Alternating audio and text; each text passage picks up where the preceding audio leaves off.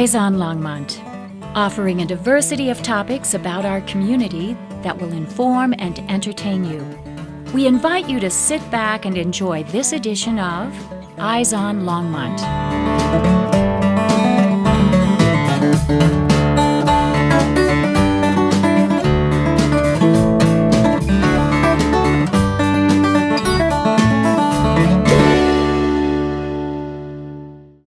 It's your birthday. Happy birthday. It's your birthday. Happy birthday. It's a great day. That's what we say. Happy birthday to you.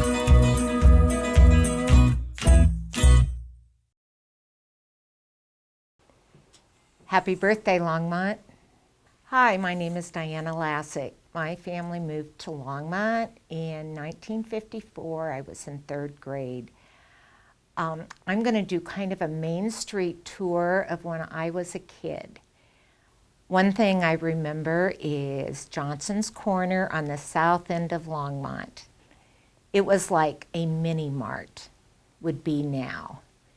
People would get gas there, go in and get pop or beer or coffee or whatever they wanted. Right up the road from that was the Roll Arena. I had a ton of friends, so there was always somebody to do things with. We would go to the Roll Arena or the movies on Friday nights or Saturday afternoons. The Roll Arena was so fun. We would get together, rent our roller skates, do the hokey pokey on roller skates, go under the limbo bar, just have a great time. Going up from the Roll Arena north is downtown. I picked just a couple of things downtown to talk about. There's so many historic, wonderful things. The first thing that came to my mind was the Marlou shop. It's where Ron's Jewelers is now. It was this skinny little shop. They had gift things. But I'd go in with my mother when she'd have bridge or garden club. Back in the middle of the store, there was this counter, and they had mixed nuts and mints. That's where she would buy her goodies for her clubs. Next to that was J.C. Penney's. We shopped there. Woolworths was down the street, and they had a soda fountain and a sandwich bar. One of the best things in downtown Longmont, which people always remember, is Danny Pastry. Everybody would get their almond coffee cake. It was to die for. And we've tried to replicate it forever.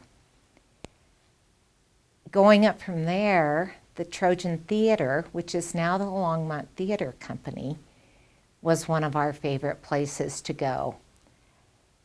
The first time I went to a play there, when it was the theater company, I felt like I'd gone back in time over 50 years. The seats were the same, the refreshment counter was the same, the ticket booth. The only thing missing was the big screen. But it brought back so many wonderful memories. Going up from the theater, between 8th and 9th and Main is the old Longmont High School. I graduated in 1964, and we were the last class to graduate from that school. So many memorable times.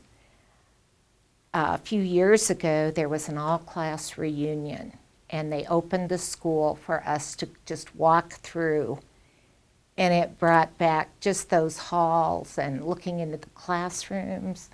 Brought back so many memories. Across the street from the high school was Gene's Texas Burgers. And the building is still there, this little tiny brick building. From school, we'd go over and get French fries or a burger. My family would go there some nights for supper, and it was always a treat. Jean and Georgia were the owners. They were from Texas. Jean wore this white chef's hat. He was like 6 foot something tall. Georgia was like 5 foot tall, and she made the most wonderful pies ever. Going up the street north from there was Cheaper Charlie's. Guys worked on their cars all the time. So that's where they'd go for their parts. There'd always be a bunch of cars there, and you'd always see the guys working on their cars around town. Up on 10th Avenue, this is a personal thing for me. My dad bought the Phillips 66 station when we moved to Longmont. It was called Lang Oil Company. The building is exactly the same, minus the gas pumps. Once we started driving, we would go in, and usually Jim or Sully would come out, pop the hood of our car, check the oil, wash our windows, and pump our gas. A lot of times we had 50 cents for gas, and that was it. One of the big things in Longmont was dragging Maine. And at my dad's station, the cool guys with their hot cars would back up their cars up and watch everybody drag Maine. Everybody would honk, wave. That was our pastime. And Friday, Saturday nights, that's where everybody was. Across from the cemetery was the Hamburger Haven. It was the place to be seen. Quite a few of us worked there as car hops, pouring sodas, flipping burgers. But everybody that drug Maine would drive through the parking lot just to be seen. Then going up Main Street some more, we're almost out of town here. They built a Shakey's pizza parlor. And Shakey's had picnic table styles. Pizza was pretty new then, so everybody went there for pizza. Then they'd drive another couple blocks, turn around, drag Maine again. Other things that happened on Main Street were the Pet and Doll Parade. We would decorate our bikes with crepe paper. We'd weave the crepe paper between the spokes, put it on our handlebars, decorate wagons. That was a big thing in Longmont, the Pet and Doll Parade and the Fair Parade. I am very thankful that I got to grow up in Longmont. I love this town. All the changes hasn't changed my mind. It's a great place to be.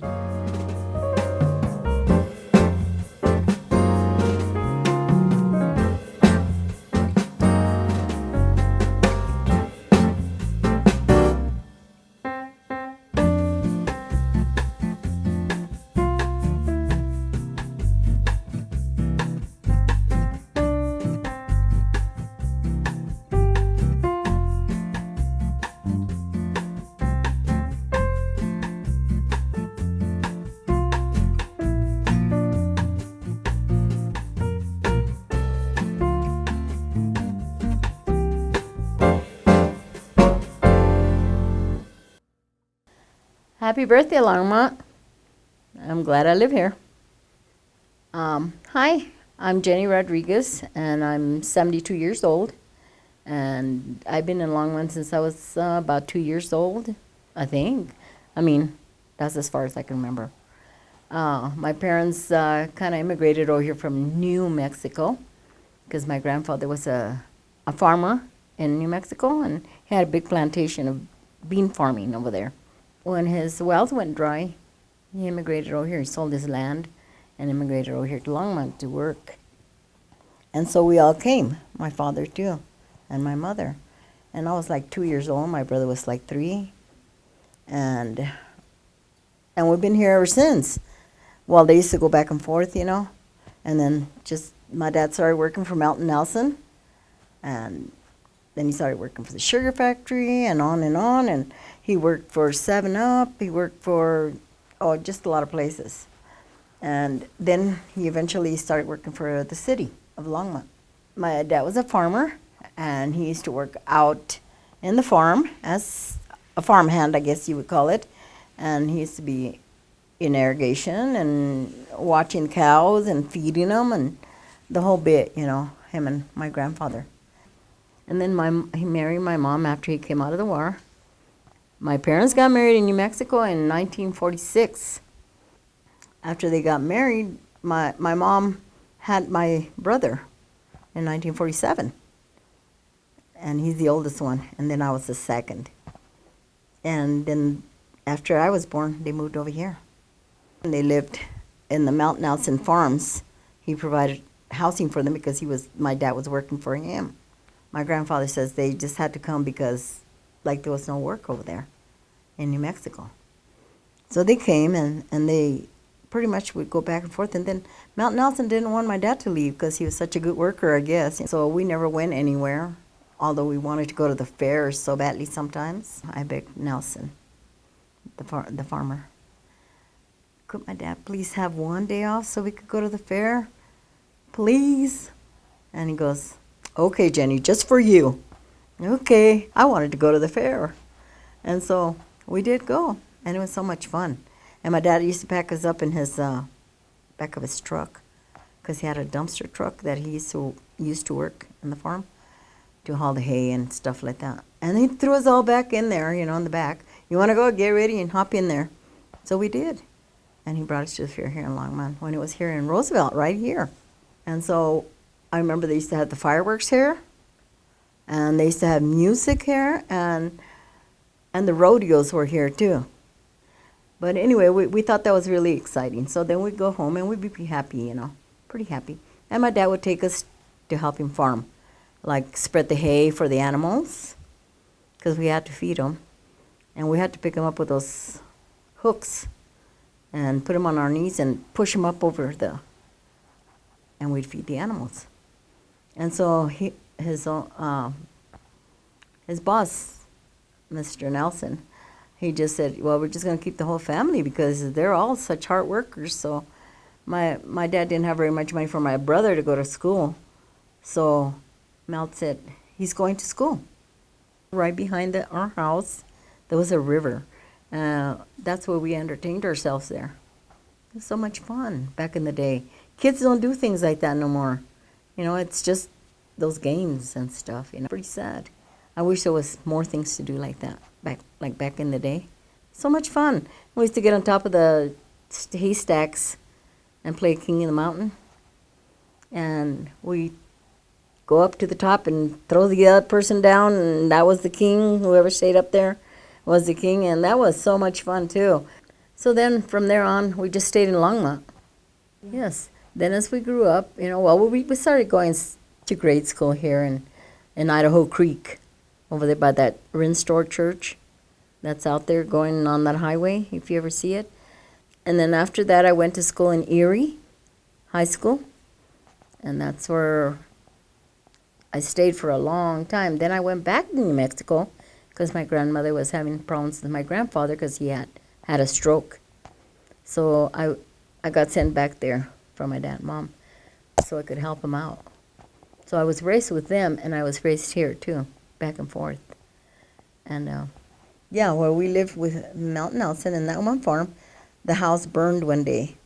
It was a cold, cold day, and I remember it was snowing so badly. We all stayed home, and my grandfather kept us warm by putting fire, in those little wooden stoves. I don't know what happened. The flute to the stove came undone a little bit, and when the fire was going out, it must have caught fire there. But anyway, that's where the fire started. And it went down and smoked the whole house. And so then everything burned, all our pictures. But after the house burned, we just moved to town. The people here in Longmont are so helpful, though. They helped us out a lot. Our house in town was on Collier Street. I think it was 715 Collier Street. I got married in that little house, though. When we worked at the turkey plant, My sisters were working there too after that because they were older now. And so I worked there on and off, like I said, just when I had to. We used to hang out at that pizza place in the corner. I remember they were a quarter a piece, so we'd go there and everybody would order their own pizza, their own little, slice, a quarter. And I remember that it was such a happy place. It was such a happy place. And that's where we would meet after we went shopping. And we got paid weekly at the turkey plant. Well, I should say, what was it called? Longmont Foods? Well, we went to JCPenney's and, yeah, you know how you used to shop here in Longmont. You went to every store there was and we shopped here. Okay, I don't know if you remember that accident that happened in Hover Street, that bad wreck where all those kids got killed. They were speeding. Nina Urban and some Garcia people and Elsie Lujan, all those people got killed in that accident. But they're in the cemetery, all of them lined up, all the kids that died that day, right there. I was supposed to go with my cousin, Nina, that day, because she used to go pick me up. That day, my dad told her, no, you're not going. She's not going to go. 64. He must have had a feeling, my dad. And he didn't let me go that time. He would let me go all the time, but that day he was... Yeah. My dad saved my life. He called me up when the news came on at 10, and he told me, look, this is what would happen to you. And that's the end of the story. Thank you, Longmont.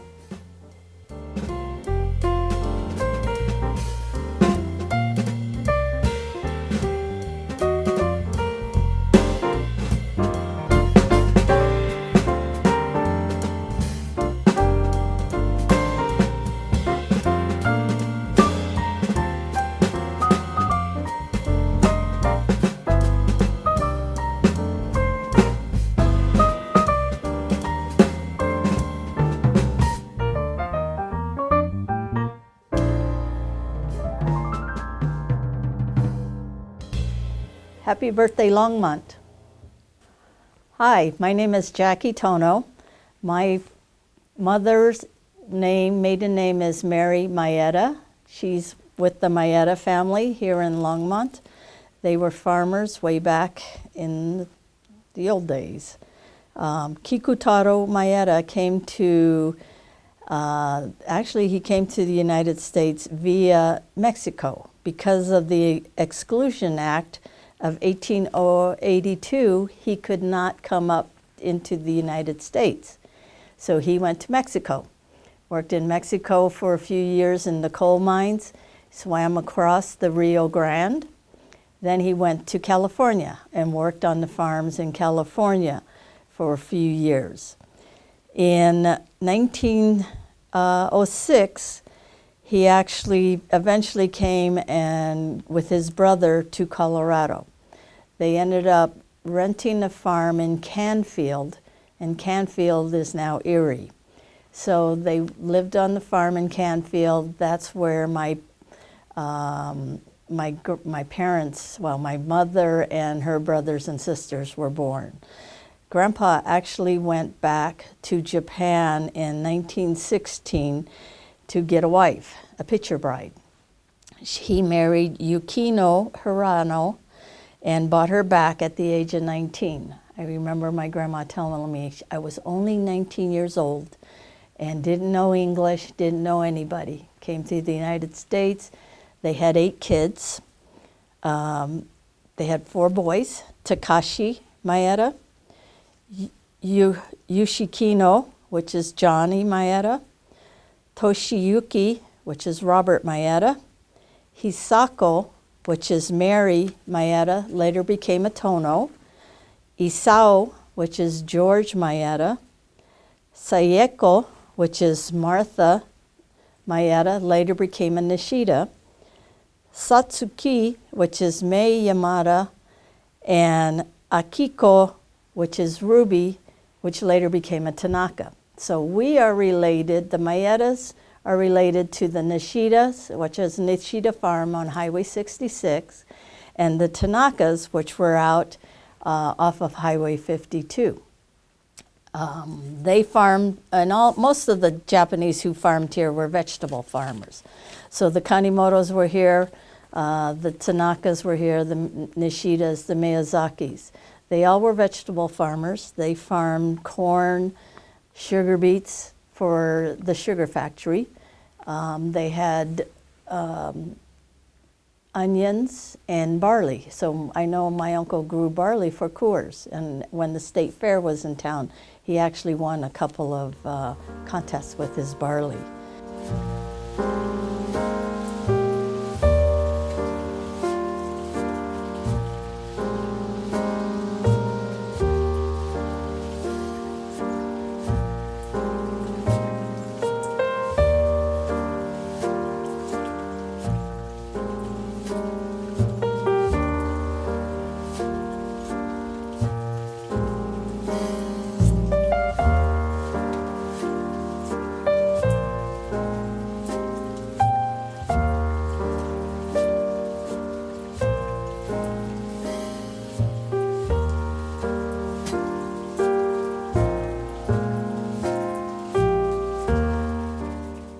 In 1942, when the war broke out, World War II, the Colorado had Governor Carr at the time, and he was good enough, I guess, or the Japanese that lived in the inner states did not have to go to the concentration camps.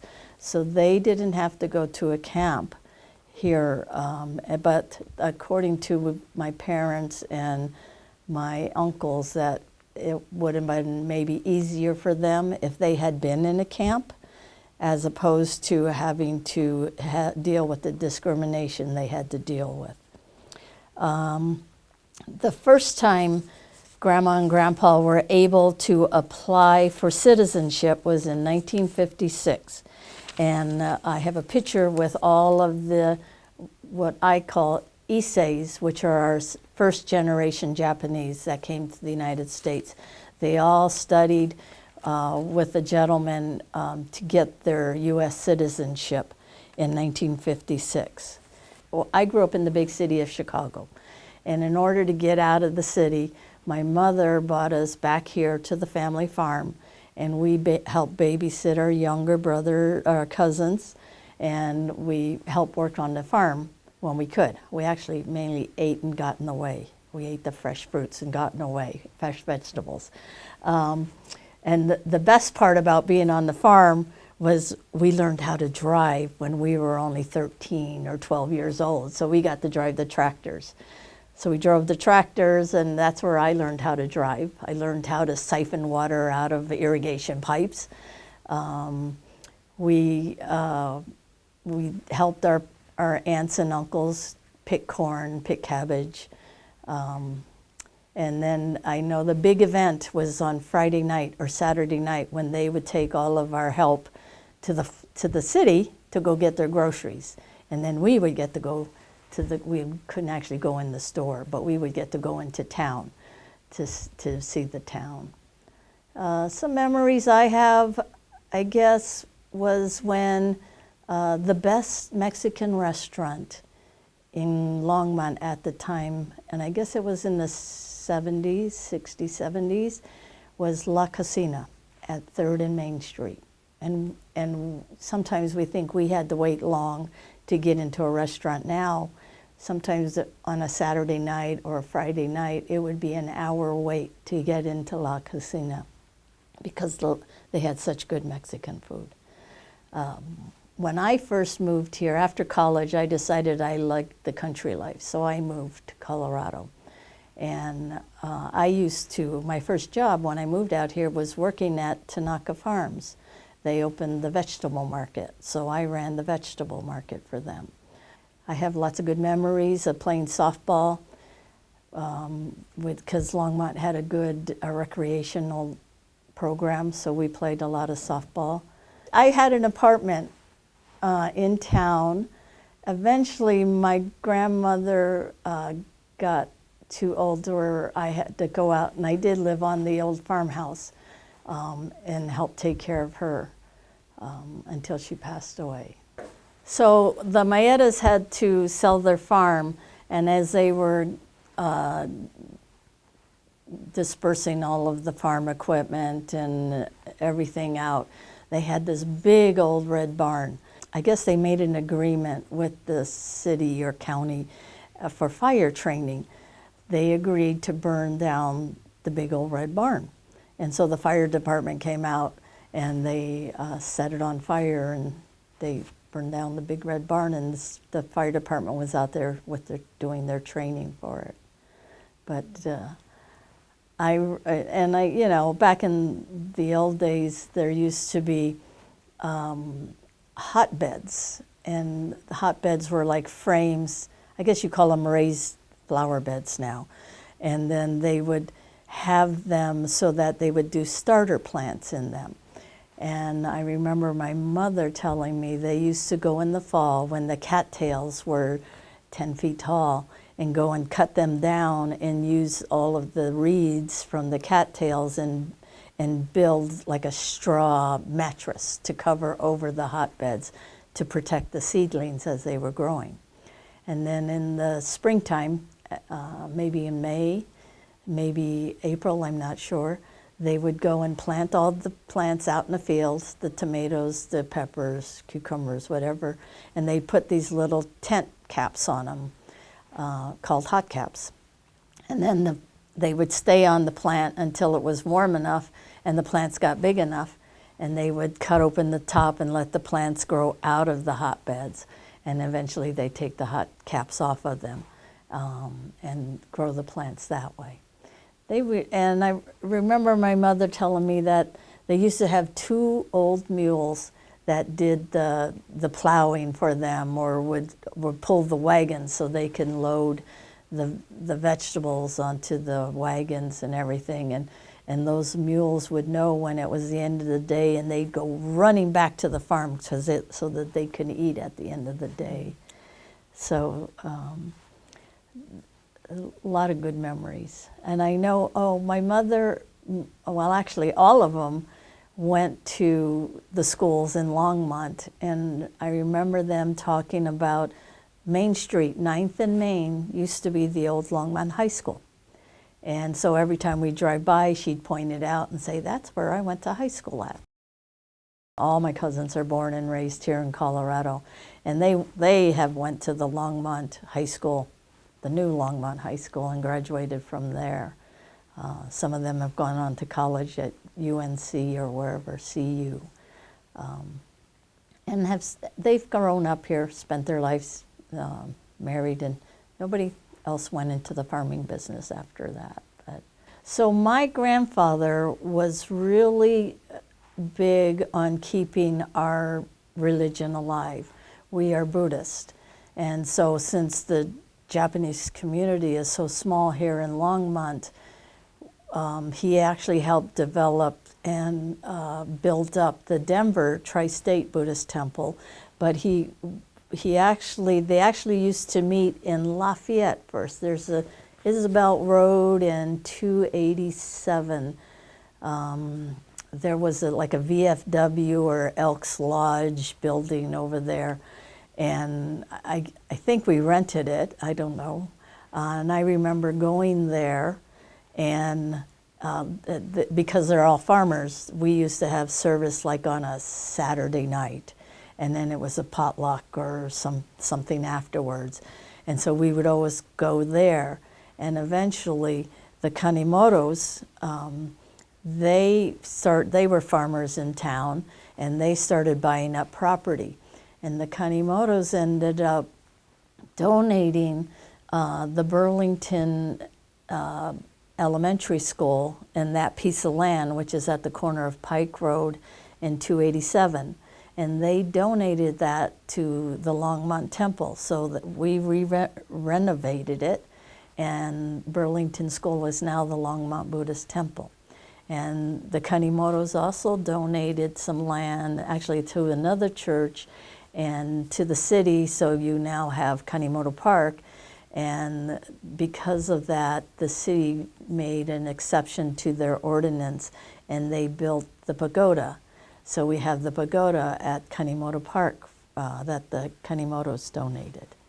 So if you notice the names as I read them, Robert, John, George, Mary, they're all Catholic off of the Bible names because they couldn't speak English. They had people in town who were the friends that would give them names for the kids to use. And they got all these Catholic names, hence John, George, Mary. And also part of it was George and May were born, is it February when George Washington's birthday is? So he was called George. No, it was Martha. Martha was born in February, so she got Martha Washington. So she was given Martha's name. The only name that's different is Ruby, and Ruby got her name because my mother named her. Grandma could never say Ruby. She ought to say Ruby, Ruby, and could never get the R's right in Ruby, but that's because my mother named her and didn't want to give her a common name like that. So that's how they got their names. And so because the Japanese were such a small community, two of the Kanimotos, the two brothers, Jimmy and George, married two of the Miyazaki sisters. And then the Maetas, two Maetas married the Nishidas. You know, one Tanaka married a Tanaka, and then in the Tanaka family, two Tanakas married sisters from another family. So there's always a brother-sister combination that married brother-sister combination in another family. I did my duty and went to college. After college, I said, okay, I'm leaving. I'm coming to Colorado, and I'm moving to Colorado. So, and I've never regretted it ever since. So I said that was the best part of living here, is getting up and seeing the mountains every morning, and especially when it's fresh snowfall and it's nice and crisp.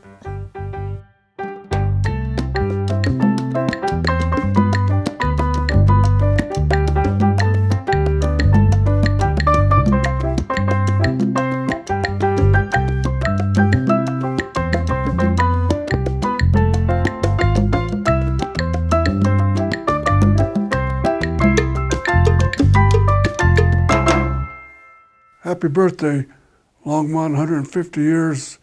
That's awesome. I'm Victor Vela. I was born in Boulder, but raised all my life here in Longmont. I'm 77 years old. I'm a veteran. Served in the Army from 1960 to 1963, 2.5 years overseas. I'm married now. We have 5 children, and a total of, between grandkids and great-grandkids, we have a total of 29, and we love them all. I went to Longmont High School, the old high school there on Main Street. I went to, of course, elementary schools here at Columbine and St. John's and Central. The good part about Longmont back then is it was a small community. So the North Main Street ended on 17th. South Main ended up there on just before you get to Highway 119, which I believe now is Kemp Pratt Boulevard. On each end there was a Johnson's Corner, South Johnson's Corner and a North Johnson's Corner. I know before I was born there was a lot of racial going on as far as colors. I know my parents, when they were first moved here, there was signs on Main Street there of no Mexicans or dogs allowed in those restaurants. I experienced some going to school, but not as much as I know some of my friends did. And I think the reason that was is because I was into sports. I played baseball, played football, I wrestled in high school. Matter of fact, up until recently, 3 years ago, I was the only freshman at Longmont High School who qualified for state in wrestling. I remember, I don't know if the year was 1955, I believe it was. United Airlines airplane coming out of Denver going north. All of a sudden, we heard a big explosion, a big boom, and so we ran outside and barely caught a big old, like a firebomb or something coming down from the sky. So we got in the car with my dad and drove up there north of Longmont. There was 55 of them on that United Airlines, and all of them, of course, the bodies and parts of it, whatever, ended up on that field. Probably further north of where Walmart is now, a little further around that area is where all those bodies came down. And what happened was that the son of one of the mothers that was on that airplane, he planted a bomb so he could collect her insurance. So he planted that bomb. I'll never forget that time when that happened. Like I said, I've been and raised in this town for 77 years, going on 78. I've seen the good, bad, and the ugly. And that was probably one of the bad. The ugly, of course, is when those two Latino kids were shot here in Longmont on Main Street by a police officer. That was the ugly. You know, it was tense. I mean, obviously, I recall when we first initially met with the mayor, city council, and Ed Camp in the basement at St. John's Catholic Church is where we met. And that, of course, that basement was full of Latinos. And of course, there were some white people too. And even standing outside, and that's when we first addressed them, and we were asking for some questions, some answers. Why was so-and-so officer on the street with Hard Lady training, why was he carrying a .357 Magnum pistol, that he shot the kids with, which was illegal to, and it was so tense.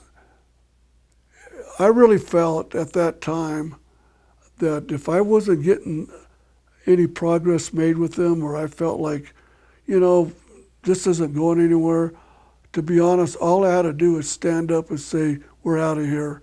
And I really believe that this place would have, town maybe burned or something, because that's how mad or upset the Latino community was at that time. So, but we thought, it's our problem, it's our town problem.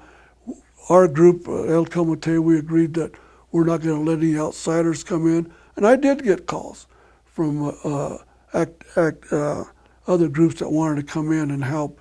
We knew that if they came in, it would have gotten a lot worse. And yes, I did get threatening calls, from people, even threatening my wife, my family, and me, For example, go back to Mexico where you came. Well, even to this day, I've never been to Mexico. And they threatened to shoot me, I remember when we marched from St. John's Catholic Church to City Council to make some more demands. I was telling my wife, don't know what's going to happen. I love you, the kids, because all the threatening calls that I got, I was taking a big chance. And of course, so are the other members too, to walk to St. John's, and who knows. Tony Tafoya, he says, who's initially one of our founding members, he says, Vic, if I feel like writing a letter to, I forget when it was back, I forgot one of those mass shootings that really got out of hand, and let them know how we did things here. But, times are different from 80 to now. I'm not so sure if that shootings happened today. Who knows? So I was initially the first president of El Comote, which came into existence 40 years ago. I was shocked by our son, who works for Colorado Public Radio.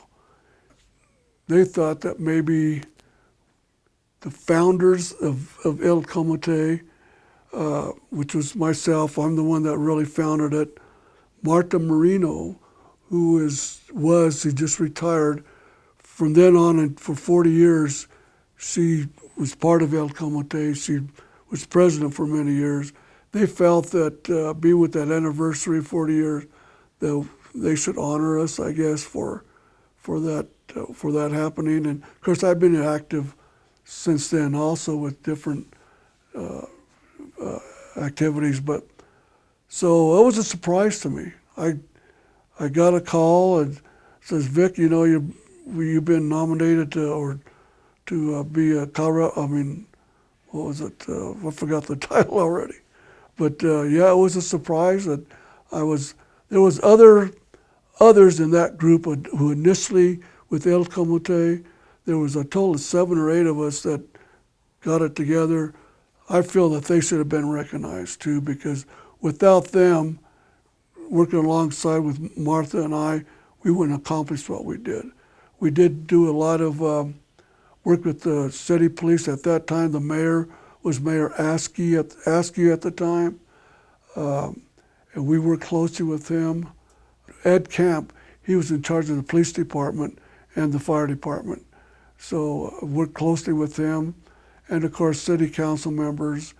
And we the ones that initially started the Ride Along program, we asked for better training, because at that time, the officer who shot those 2 boys had only been in training like maybe a month or whatever.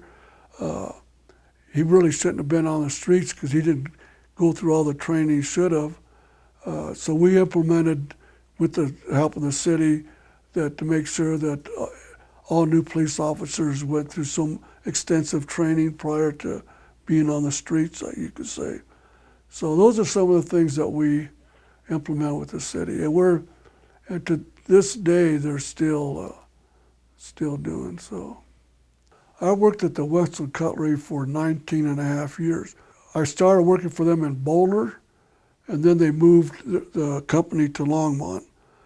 And when initially that shootings happened, my boss at the time, who was the owner, Harvey Platts, was a great owner. I mean, I enjoyed working for him. He initially says, you know, Vic, I'm glad you're getting involved.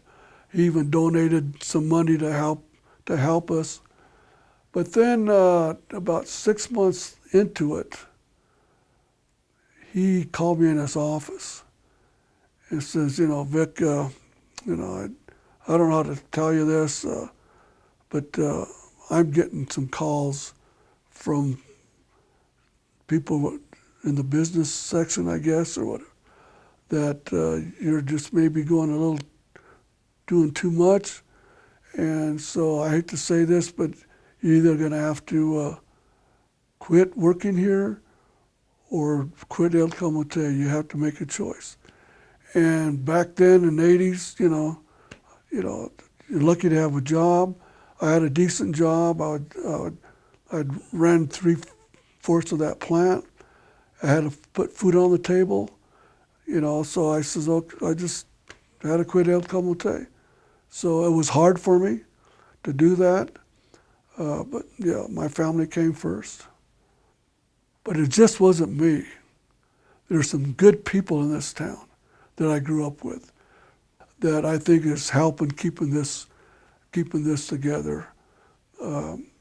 Yes, I may be the face of a lot of things, but you know, I take it as a football coach. Okay, the head coach gets all the recognition, right? But what would he do without his assistants, the people surrounding him, the ones that he gets advice from or whatever, you know?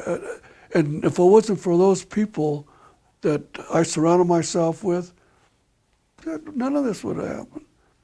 And then the coaching that I did for 39 years, high school on down, I believe me, I would enjoy working with those kids. I mean, I did it from when they were 5th graders all the way up to high school. You know, I met a lot of parents that are awesome. I'll see some kid, for example, I was at a restaurant, the wife and I, and we were sitting there eating breakfast, and then walked this big guy, you know, and walked by our table, and he kind of stared at me, you know, and I go, gee, you know, did I owe him $1 or something? I mean, did I do something wrong? Or So he walked by and he sat down over there in the corner, and he was eating, and he kept staring at me, and I was getting a little, what the heck's going on? So then he got up, got up, walked away, and he says, "Hey, Coach, you remember me?" I says, "No, I don't," and I forgot his name, but anyway, he says, "Well, you coached me for a couple of years in youth football." And I says, "Oh my God, that's great." It's just a reward to see that you was part of a kid when he was 5th grade, 6th grade, or one up, and then years later he's successful, he's done well, and at least I can say I had a little bit of part to do with that kid. That's my reward. I enjoyed Longmont. To me, it was a good city. It still is a great city. It's kind of expanded now, of course.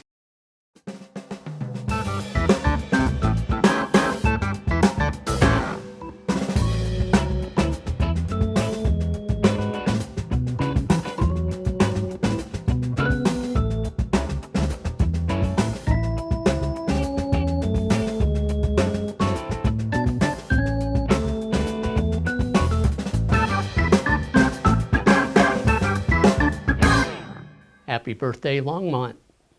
Hi, my name is Arlie Ostrander. I was born in Longmont in 1944.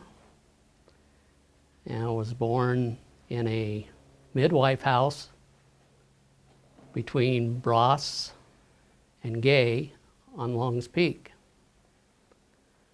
My grandfather started plumbing and heating shop here in 1901. And that was still in business up to the 1980s, when my dad and I were still running it.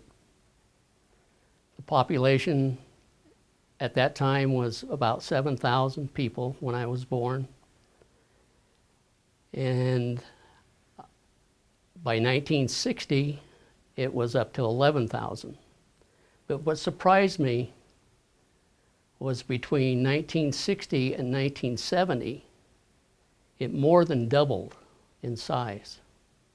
And I can see why it did, because at that time, the FAA came into town, IBM came into Gun Barrel. So, and we had more and more businesses coming in. So, but that really did surprise me, how it doubled in 10 years. So, and now what are we up to, 100,000? It just seems unbelievable to me that it can be this big. But some of my childhood memories are, there was a bowling alley where Heffy's Mexican restaurant is now. That was a bowling alley at one time. I believe it was Longmont Lanes. We lived over on Emery Street, 500 block, and so my dad was a bowler, and his dad was a bowler, so we'd go bowling. And when we got old enough, and I think we were only maybe 10, we got to set pins at 10 years old, and we get like 5 cents a lane or something. Then we had a movie theater in the middle of the 300 block on the east side. I can't remember the name of it, but I remember going there on Saturdays and watching Superman and a lot of other serials, Roy Rogers, and a little hamburger restaurant 2 doors north of First National Bank called Have a Snack. And it was real small, narrow restaurant. They had bar stools, and they had maybe 4 or 5 little tables that only 2 people could sit at. A lot of the people that worked at Longmont First National Bank went there for lunch, so you could see bankers in there eating. And this guy was like, if you ever saw the TV show Alice, this guy kind of reminded me of the guy on Alice that was the cook, you know. He had some tattoos but just a really nice guy. But just I don't know, just so good. The hamburgers were so good. So then we had Woolworth store, 5 and dime. We had Ben Franklin's. Penny's was at 460 Main. And what was unique about that store was it was 3 levels. They had offices up above, the main floor, and then they had a basement. And after you picked out what you wanted to buy, you came up to the main floor, and they had a vacuum system. And so you would write your check out or your cash to the cashier, and she would send it up to the office in a vacuum system, which I always thought was so cool when I go in there with my mom and watch those tubes go up that vacuum system. So then we had a lot of filling stations, 5th and Main, 6th and Main. Sig Service was one of them. In the drugstores, we had Longmont Drug, which was right across from First National Bank. And just 2 doors south of that was Lutz Drug. Across the street, next to Shy's Clothing, was Sheeter's Rexall Drug. And there was another drugstore in the 500 block, and I can't remember the name of that one. But Sullivan's self-service drugstore was up on Longs Peak and Main Street on the west side, next to a filling station. We used to play softball over at Roosevelt Park in the summer. After softball, we'd come home and stop there at Sullivan's Drug and get a chocolate Coke or phosphate. The Dairy Queen was there, where it is now. Next to the Dairy Queen was a church called the Pillar of Fire. On up the street, well, there's the high school, the one and only high school at that time. And across the street from the high school was Brillhart's grocery store. It was an old A&P store that had the hardwood floors, big buckets of peanuts, and you go in there and get your groceries and say, put it on my bill. And they keep track of your groceries for the month or for the week, and then you go pay them at the end of the week.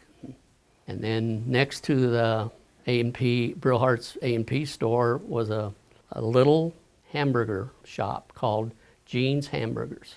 Gene and Georgia Leftwich moved here from Lubbock, Texas, and started that little hamburger shop.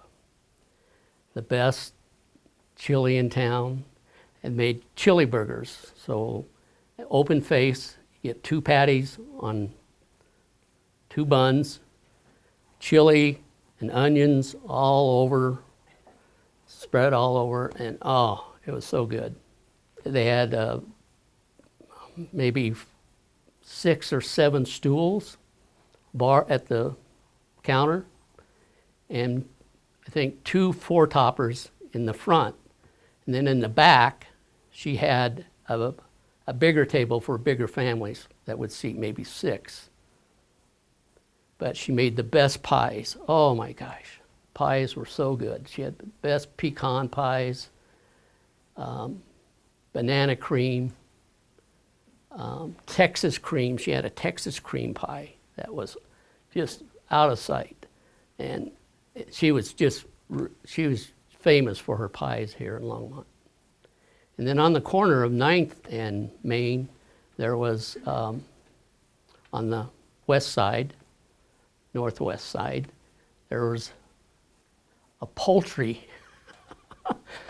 I don't know a lot of people knew that, but there was a poultry shop. They had live chickens, and you could buy fresh chickens from them. And then across the street, there was another little grocery store called the Corner Pantry. And it was kind of like a little specialty grocery store. chocolate-covered ants, things out of the ordinary that you'd find in most stores. Yeah, so. And then on up the street, there was Cheaper Charlie Harris, Auto Parts. He was a very famous person in Longmont. His son Gary, his oldest son Gary, and I were very good friends, and we graduated from high school together. And but he was really the first guy that came into Longmont that really was a wheeler dealer, Cheaper Charlie they called him, because you could go there and get your auto parts, or your oil and everything much cheaper than you could from other places. So on the east side, in about the middle of the block, was the A&W Drive-In. That was owned by people their last name was Willie. On both ends of Longmont, there were Johnson's Corner North and South. They were both, at one time, they were both owned by Joe Johnson, who was a big stockholder in Husky Oil Company. He had a house by the North Johnson's Corner. And I understand, according to my dad, that there were some pretty wild poker games that Joe Johnson and his cronies had there. And what was neat about Hamburger Haven was that you could drive in one side, go around, and come out the other side. So you could see everybody. So, and everybody could see you, because that was the thing. You wanted everybody to see you. And the car hops. So Valley Farm Dairy was over on just north of the Trojan Theater, about in the middle of the block there. And we would go to the Valley Farm Dairy and get a quart of orangeade. They made this great orangeade in these glass bottles.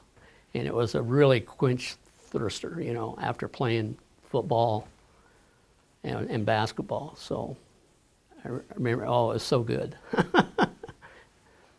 And then on the corner of 6th and Main there, on the northwest corner, there was an Orange Julius. So, and then I have to mention this. Sandy, my wife's dad, Bob Halloran, he raised Black Angus cattle. He opened a drive-in in the 1500 block of Maine called the Black Angus. So he took his Black Angus and made Baron of Beef sandwiches, is what he called them, Baron of Beef.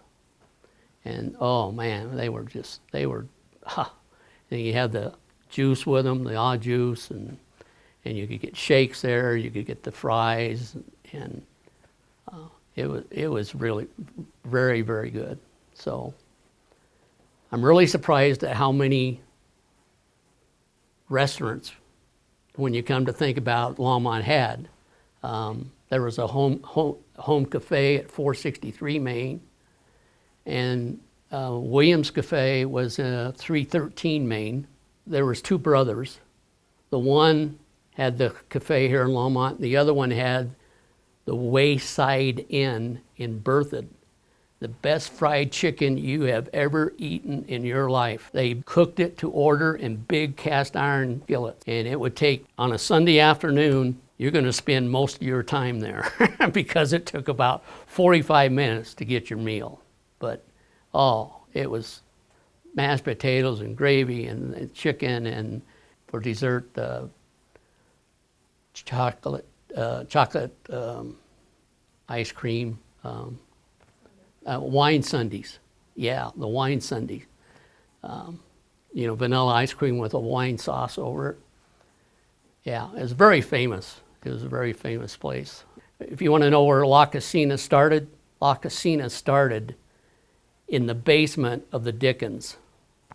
Out of there, they moved down to South Main, where Swanky Frank's was, that area. And then they built their own building down there off of Pratt Parkway and Swanky Frank's. Anybody remember that one? That was a hot dog place. Down there where it's down there where the Santa Fe Grill is now. The little Episcopal church on 4th and Main, on Sunday nights, they would have teen dances there. That's where I learned to do the stroll and, I don't know, all kinds of dances. And then they have hay rides. They would have hay rides. And this was when I was in like 7th, 6th, 7th, and 8th grades. So I am a native and very proud to be born in Longmont, Colorado.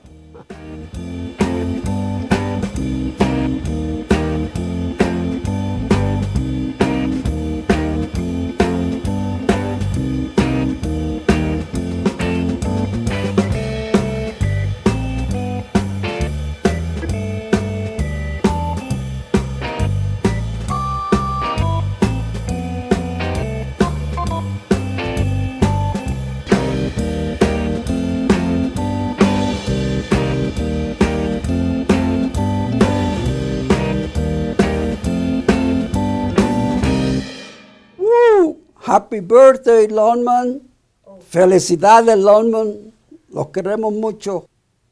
Hola, mi nombre es Miguel Mike Medina. Nací en Puerto Rico. Soy borincano. Nací en el campo. Soy campesino y orgulloso de ser campesino. Yo no tenía mucha cosa. Fui muy humilde siempre lo he sido. Y no tuve niñez ni tuve nada, nunca pude ser niño porque mi mamá y mi papá tuvieron problemas y mi mamá me dejó y me crié con otra señora que ya ustedes pueden saber. Pero a la edad de 13 años, when I was 13 years old, I left home because I couldn't take it no more. So I went to the big city for an adventure. I didn't know, I was a young kid, 13 years old. When I got to the city, I didn't know where I was going. I knew that I had a cousin living in San Juan. So I was lucky enough that I found it. And he told me that I could stay with him. And I stayed there. Then I went looking for a job, but I was afraid to ask for a job. I was too shy. So I was lucky enough. I think when I was born, God appointed an angel to me so he could help me. So I stand by the door, and I was there, I couldn't go in. But I was lucky enough, the owner came out and asked me if I need a job. I'll be honest with you, I don't know if I say yes or I shake my head. But I know I went in. He told me they were going to pay me $7 a week. And that was it. And I got there, I was hungry. So I asked the guy that was working if he could give me a cup of coffee. So no, that'll make my day. And then I've been really lucky. Any person that I meet, it become my friend. And then from there, in 1954, my father wanted me to bring me to the state. So I came to Ohio, and then from Ohio, I went to Chicago, and from Chicago I came to Longmont, and this is home. I love Longmont. This is a beautiful city, and the people here are beautiful. So, but it was hard, because I had 7 kids, and it was really, really hard. My wife and I would struggle a lot, and we went through a lot. So. It was really hard. It was hard for the kids going to the school. Because they were, because Spanish people, we got kids from different colors. We got black hair, brown hair, blonde hair, and everything. When I came here for a job, but the job didn't work out. So I started working at Kmart when Kmart worked over here. So they gave me a job in appliances, selling appliances. And I was lucky enough that the next day, the manager quit. So the manager from appliance quit, so they didn't give me the job, but I got to work overtime and I got to work more. And since I speak Spanish, a lot of Spanish people were coming in. Kmart was making good money there. I had a lot of customers coming in. So, and then one day, I had a day off, and I was walking down Main Street, on that street, and on 3rd Avenue over there, I think it was the American Legion building. They had a sign for rent. So I went there and asking how much the rent was, and they told me $125. So I said, hey, that sounds good to me. So I went and ran it without telling my wife, without telling her anything. Well, when I went to Chicago, I had connection with some people because, like I said, I always make friends. So I knew some people that sell music.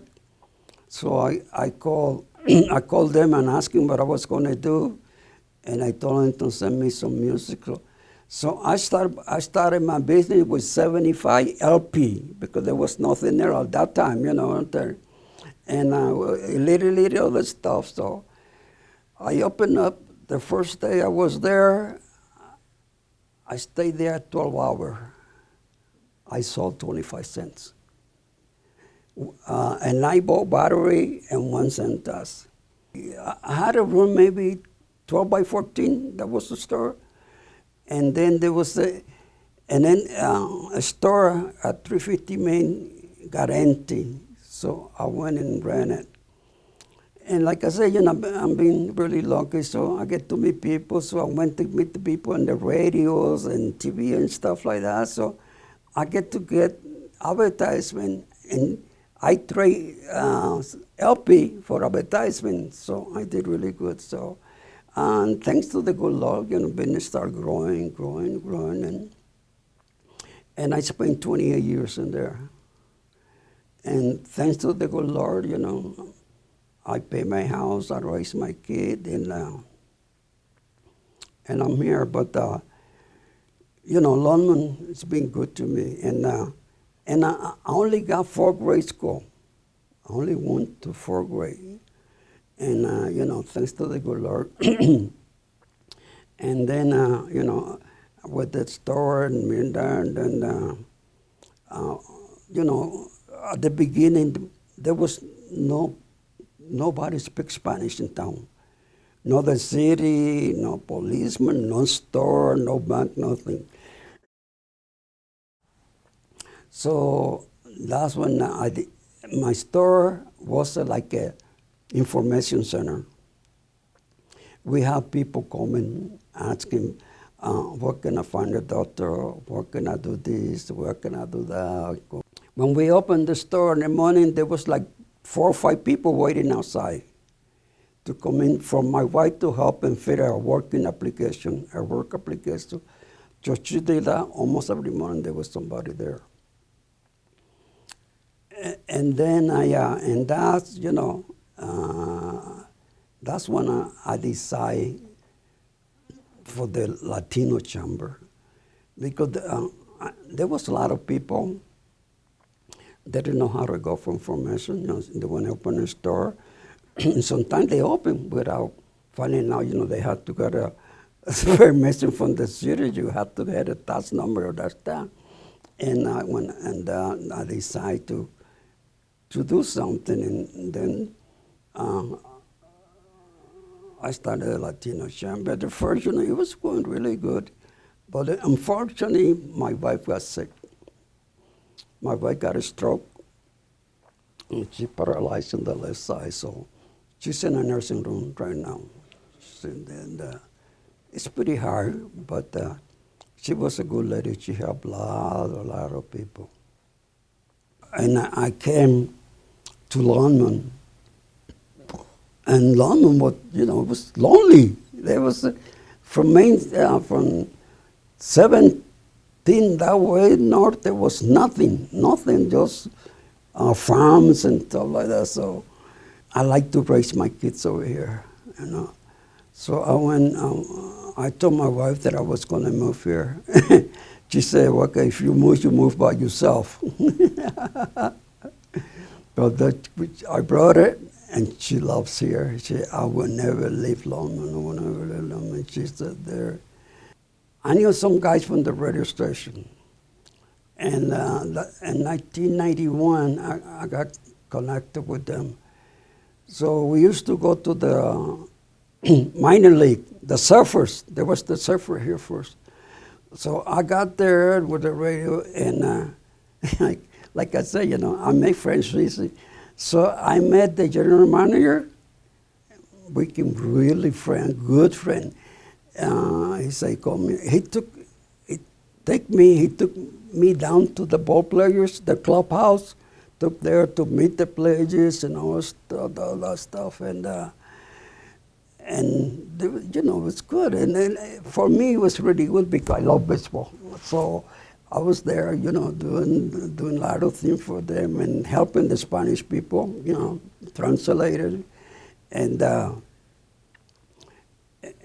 you know, I felt like I was home, and so I got to, you know, to know him and everything. So I think it was in 1992, I think, or 91.